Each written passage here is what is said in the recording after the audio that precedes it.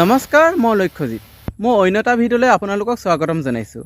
আপুনি যদি মোৰ ভিডিঅ' প্ৰথমবাৰৰ বাবে চাইছে তেন্তে পেজটো ফ'ল' কৰি ল'ব, যাতে নতুন ভিডিঅ' আৰু নজনা কিছুমান গুৰুত্বপূৰ্ণ তথ্য আপুনি প্ৰথমে চাব পাৰে। গতিকে ভিডিঅ'টো শেষলৈকে চাওক। অসমত আকৌ হ'ব নেকি ভূমিকম্প? এই কথাটো এতিয়া ছ'চিয়েল মিডিয়াত ভাইৰেল হৈ পৰিছে।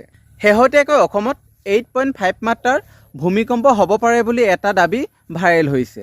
আনকি আগষ্টৰ শেষৰ ফালে ছেপ্টেম্বৰৰ ভিতৰত ভূমিকম্প হোৱাৰ কথাও কোৱা হৈছে। কিন্তু আপুনি এই খবৰ শুনি ভয় খোৱাৰ আগতে এটা কথা জানি লওক। এতিয়ালৈকে কোনো চৰকাৰী বা বৈজ্ঞানিক সংস্থাই অসমত 8.5 মাত্ৰাৰ ভূমিকম্প হ'ব বুলি নিশ্চিত কৰা নাই।